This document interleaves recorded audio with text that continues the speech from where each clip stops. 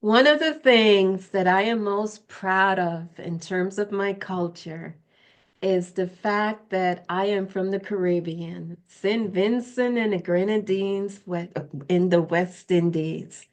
Being from the Caribbean, I love to dance.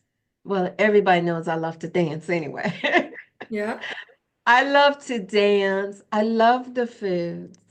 But there are some interesting traditions, we can say, that's part of the culture that I had to let go in order to blossom, in order to evolve into the woman I am. Listen, this is about this life with your host, Anne Marie. And about this life, it's really about conversations. And I think I introduced the show so many different ways, but it really is a conversation about mindset and how we make decisions in our lives to change, and it changes us on the inside. And so it changes the trajectory of where we're going. And so I am so happy today to have Shalini, okay, as my guest today. Hi, how are you? I'm doing very well. Thank you for having me here today. Oh, absolutely. It is a pleasure to have you here. And so I understand you're a director at Microsoft. So we have a businesswoman in our midst. We have a mom, and we have to say, we love our children, but we also have a health coach. So there's a mix of different things that is going on in there. So I beg your patience with me because Anne Marie, I have to make sure that I could pronounce your name. Yes, and you got You it right. know, well, let me tell you, because I like to call my guests by their first name frequently. And I'd like to honor the person that I'm talking to as well I should. So if I'm not saying it correctly, feel free to interrupt me because this is a conversation. Okay. This Sure is a thing. conversation. So with this being said, I want to start off with the kids. Tell me about your two kids. Yeah, of course. I have two girls. I just dropped off my older one in college. She actually went to college on the East Coast. And my second one is 11th grader in high school. Okay, awesome sauce. I was going to say, well, you're not an empty nest yet, so you still have another year to go in Yeah. order to make that happen. But what is it like to drop off your oldest daughter at college? What is that like? It was hard. And, there was also, I think, a point of realization where, and maybe because this is my health coach side coming out, but maybe it was a realization that, I have to let her fly. I mean, I have to just let her be, find, her independence, find her life, just go through success, failures, but she has to figure it out. So I think it was a good realization moment. I'm not saying it was easy. And it's still weird in the house because I feel the Mhm. void. And I also know though she's not too far away because to me when I came here, I came to a completely different country, like 20 plus hours away. So I was very far from home. So for me, maybe that was, just the back of my mind. And I said, oh, you'll figure it out because you're just 5 hours away. Well, Charlene, unpack that for us because you Sure. said so much, and 20 hours away, where are you from? Yeah. So I am originally from India. And, when I came here to the United States, I was 19. So I came here as an immigrant. I came here to study. And it wasn't an easy journey to convince my parents because, again, I come from a conservative Asian Indian family. And, sending a daughter away so far, new country, without quite knowing anybody was not easy. And I think my saving grace was my mom's support because she didn't really get to do, what she wanted to do because, in that generation, just having, I mean, she got her bachelor's degree in English literature, even getting up to college level education was a big deal. So she did that, but she didn't quite have the opportunity to actually work because she was home just raising the three of us. Life was different. And I So, see that. And so I see some comparison or parallels with letting your daughter go. yep, And yep, oh my gosh, your mom having to let you go. So, in terms of a traditional family, speak to us about, being a woman in such a culture that we love because it's the fabric of our DNA. It's in our bones. yep, Yet to step yep. out, did it come from you? How did you decide you wanted to come to the US? How did you make those decisions? Oh, it was absolutely me. And I think, Okay, I'd seen so you're a pioneer. friends, Yeah. I'd seen a few friends, coming here for education, and I'd heard, oh, there's a lot of opportunity, right? And then you kind of build your own independence as well. And maybe for me, it was just what I'd probably seen around me, right, growing up. And when I saw that, most women didn't quite have a lot of opportunity to do what they wanted to do, I think there was also just really a silent trigger in my head somewhere, although I was really young, Mhm. of course. I mean, I came here when I was 19. I didn't really quite know everything, but whatever I'd observed, I'd seen in media, I'd heard from folks, I said, wow, maybe that sounds like a great opportunity for me to just explore myself and also have the opportunity and the independence, which I didn't quite see around me growing up, right, as a woman. And maybe that was my trigger to say, I have to do this just for myself and go experiment how this all going to be. So mom helped you to fulfill your dream, helped you on this crazy idea is I'm going to go live in another Yeah, country, defy the odds in terms of being a woman striking out on her own. How did dad yeah. take it? How did dad take it? Oh no, it was not easy. And I would I, say I like to be the convincing. fly on the wall in that conversation. Oh, trust me. Yeah, I know. I've told my girls that a lot, and of course they laugh at me, but it was real. I mean, it was hard, convincing my dad, and it was also interesting. Before I came here, he actually made me, just promise him that, I'm gonna be this good kid. I'm gonna be this poster child, and I'm, you know, still going to marry somebody from our culture and all of that, right? And I'm like, oh yeah, don't worry about it because I mean, come on, I was Mhm, I was literally mhm. like 18. I didn't even think about all those things. I said, yeah, yeah, of course. I was just nodding my head, Right. saying that I'm going to do it all. And, but Mhm. it was hard. I mean, it was definitely, not an easy decision, but I think definitely having my brother, my older brother, also come on the same flight, except he went to a different state. He came here for his master's. But having that, I think, helped my dad feel a little better. So, and I still remember him telling me, oh, if you go for your visa thing and your brother gets it, then you go. And you won't believe I was praying, oh my gosh, let her Yes. get it, because I was in line, ready. And so, yeah, so of course, when I think back and now being a parent, and if I try to play this all, it would definitely be very hard. I was gonna say, do you find parts of your mom in you or your dad in you when you had to send your own child to college, Because you said you were happy and you wanted her to fly and find her Yeah. independence. Is there a little bit of your dad in you where it's just like, oh, my baby is going, my baby's leaving home?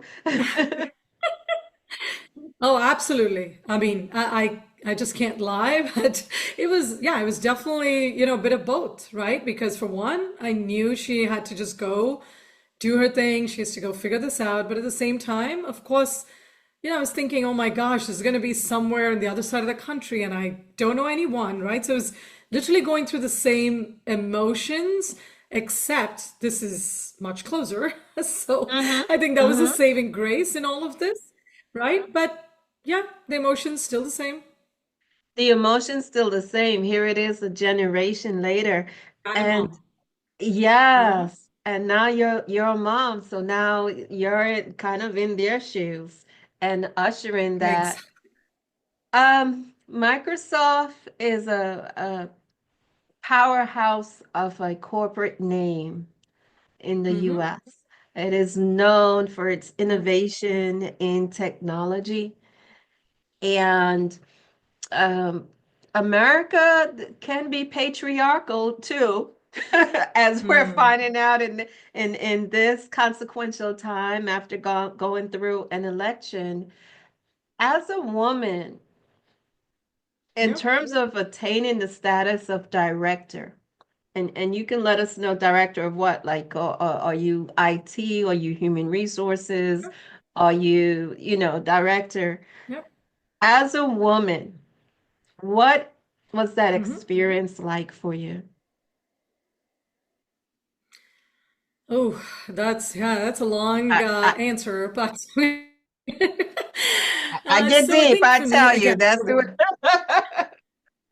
so I'll break down that question. So for one, director at Microsoft, so I'm in the cloud operations and innovations organization, which is all about data center operational efficiencies.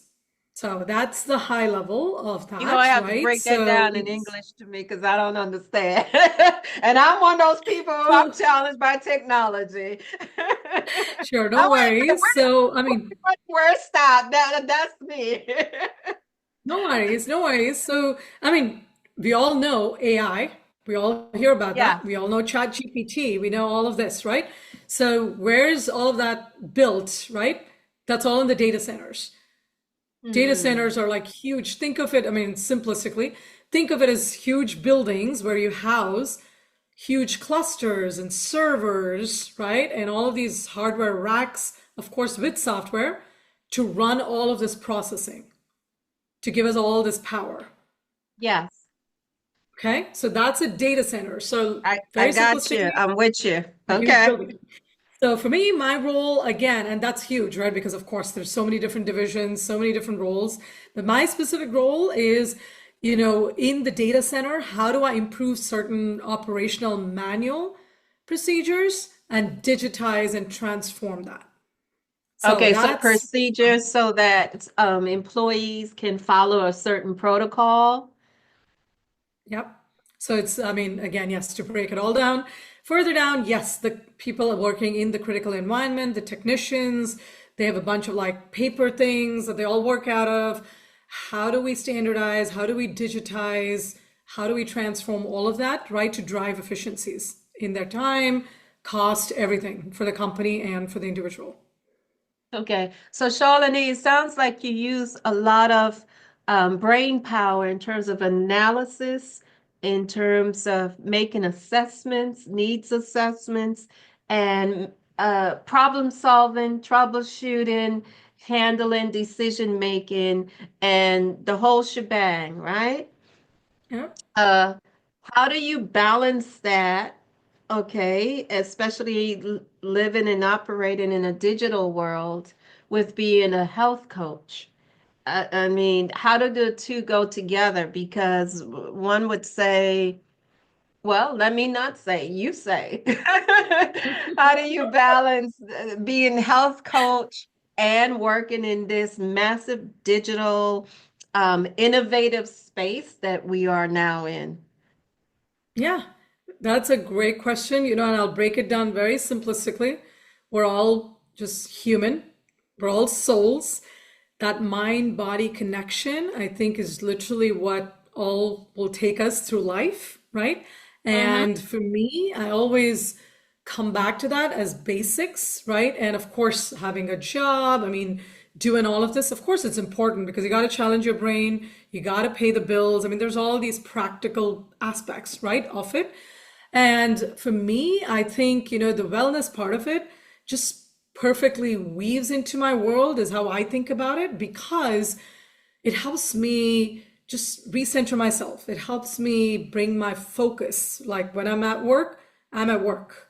right? Mm-hmm. So all of these other wellness practices, whether that's mindfulness or meditation, everything else, right, over time helps me completely get to that frame of mind and actually be very efficient and productive at work. So I think it all goes hand in hand, at least for me. And the whole wellness journey itself started a few Yeah. years ago because, again, I was raising my kids. They were much younger, of course, at that time. And I just needed a tool to balance what I was doing. I needed a tool to balance work, to balance life, to balance kids. It was stressful. And To, I didn't know. Yep, I was go going to for it. say to balance overwhelm because we are Yeah. overwhelmed with all the facets and the pieces of life. And Yeah. oftentimes we're doing it all at the same time, and it can be challenging. Can I want to see if I can put you on the spot, and we can we can back away if not. If you can walk us through like a meditation or a breathing or a practice that you would do with your clients, that you would offer people. Is there something that you can do right now that will just take a few minutes? Can you walk us through that? Yeah, sure. Absolutely. I would I'm love to I'm a just, willing person. I'm getting comfortable. yeah, I would love to maybe just walk through, Mhm. something called, let's say, diaphragmatic breathing. Okay. So Yes. essentially, we are actually using our diaphragm, we're using our abdomen because for most of us, just for a little context, we're only breathing here. So we're really breathing, it's Hmm. like, your, what do you call it, sympathetic nervous system, right? The fight or flight mode, because we're not even going all the way down to our abdomen and using our diaphragm, right? And that is so important because with breath work and pranayama, right? You will learn that we're just not using our diaphragm as much as how we use all our other muscles. We use our quads, we stretch our Hmm. hamstrings, we do all of these things, but we never think about breathing and our lung capacity. And over time, as we all age, that's when a lot of issues begin, right? And when our Right. nervous system is not functioning and our lungs are not at optimal level, you slowly lose a lot of control in your body. And so that's really the most important part with Hmm. pranayama or breath work. Okay. Hmm. So, with all of Okay. that said, we're going to just start there. And to do that, actually, I would love for you to take, I mean, just your natural, I'm going to put my hand, right Hmm. palm on my chest, Hmm. and my left palm goes on my belly. Hmm. Okay. And we just gently close our eyes and I'll just walk through what we're trying to do here. So as you inhale, you're going to feel your belly rise just like you're inflating a balloon. Okay, so essentially you're bringing your breath all the way from your abdomen through your diaphragm, all the way to the chest, all the way up to your neck. When you exhale, you're essentially pulling your belly in, just like you're deflating a balloon. So that's essentially what we're going to be doing with this diaphragmatic, it's also called belly breathing, but this is a very good exercise as you practice diaphragmatic breathing using all of your lung capacity. Okay? So with that, we will get started and we will at least do about 5 to 6 breaths here. Okay, so take a deep inhale. Just feel your belly rise with your hands. And then as you exhale, just pulling your belly in. Just feeling that breath all the way up through your chest.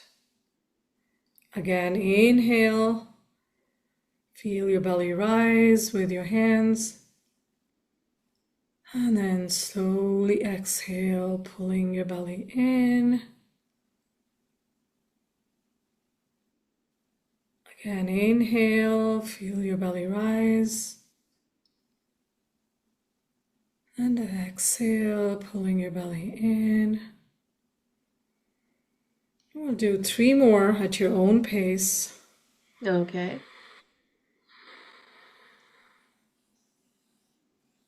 And I like to keep my eyes closed when I breathe.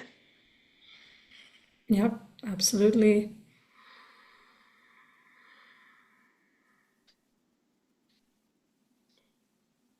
Again, each time you're taking that breath, consciously feel your belly rise with the palms on your belly.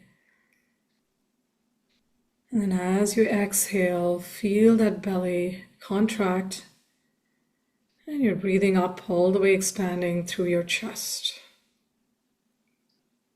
Absolutely. Just go maybe two more breaths here. Hmm.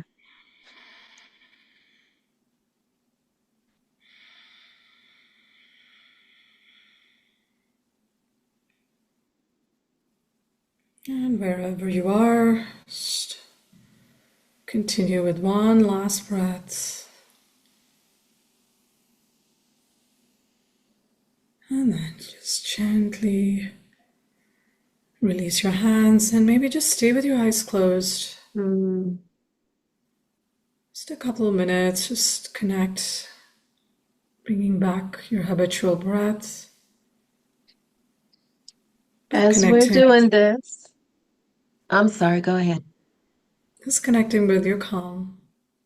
Hmm.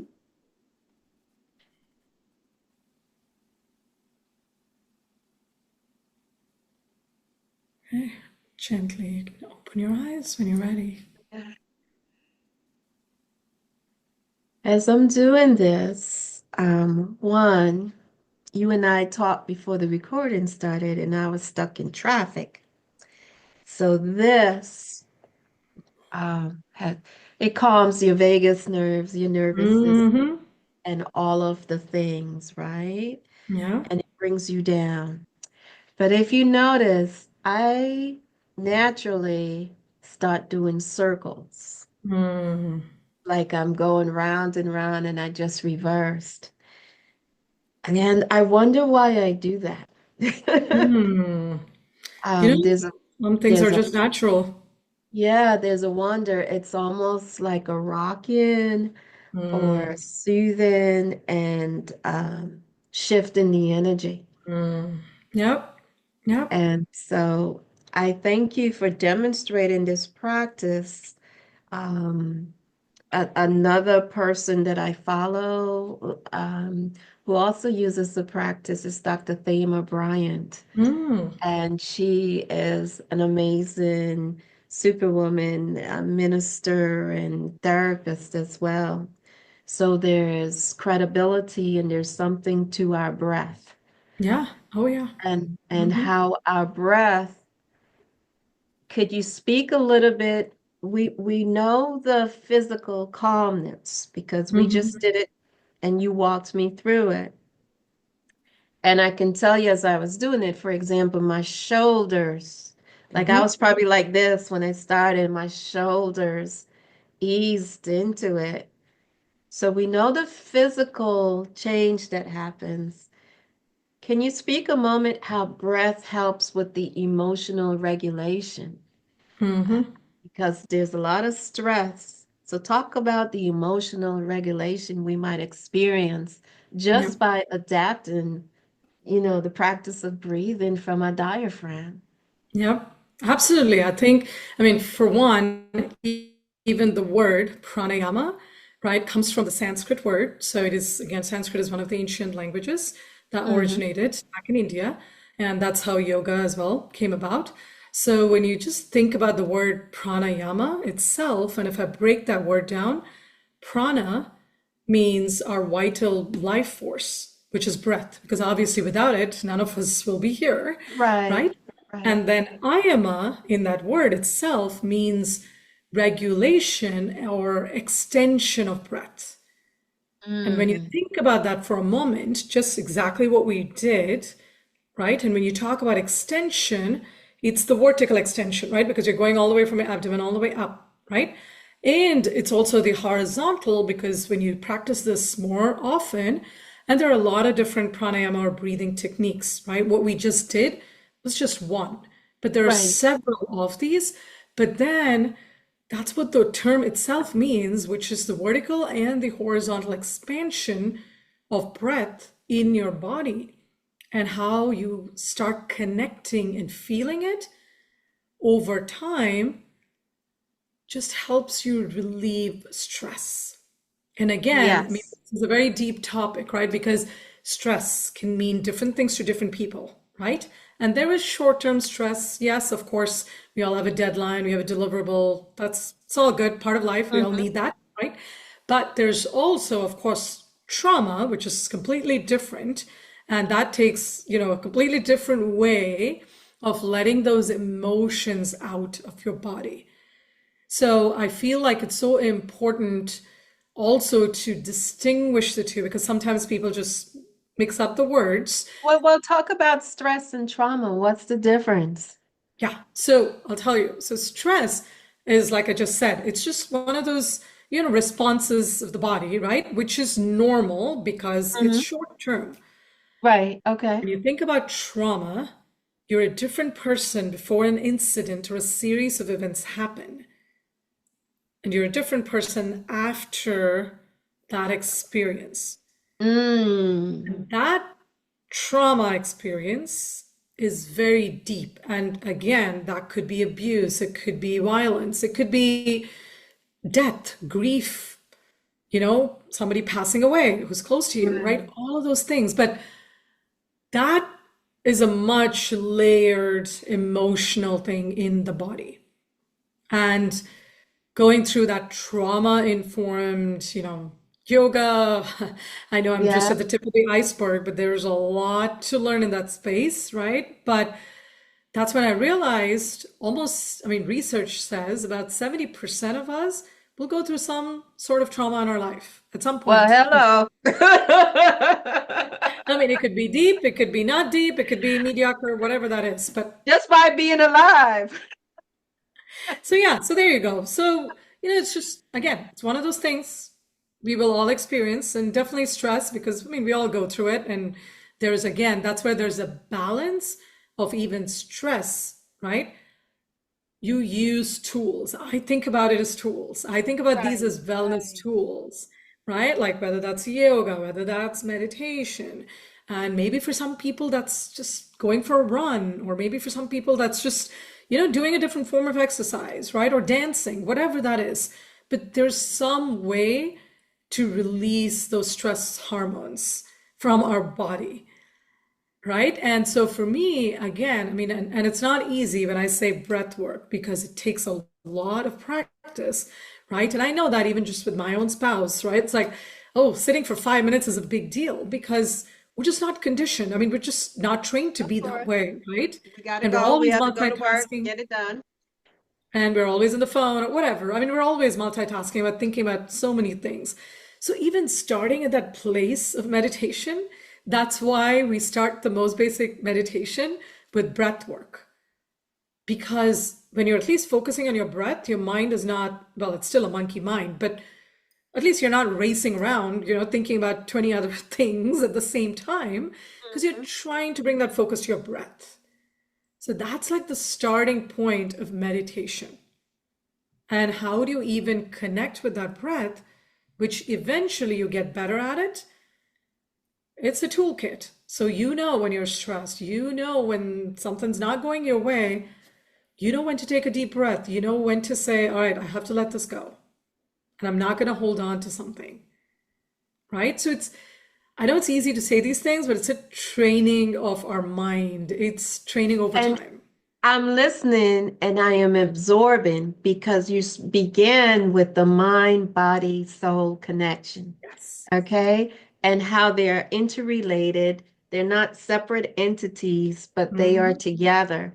Yeah. And I'm thinking about people who will listen to this episode. And we are now talking about a toolkit, an avenue where we can address at some level our stress and at some level our trauma, even though we understand trauma runs very deep Yeah. and one would need assistance with that. in terms of releasing it from the body. Someone wrote a book in terms of the body keeps score. It's all Hmm. in us at the very cellular level. Yep. So, the important takeaway from our conversation today is I hear about don't be afraid to fly, okay?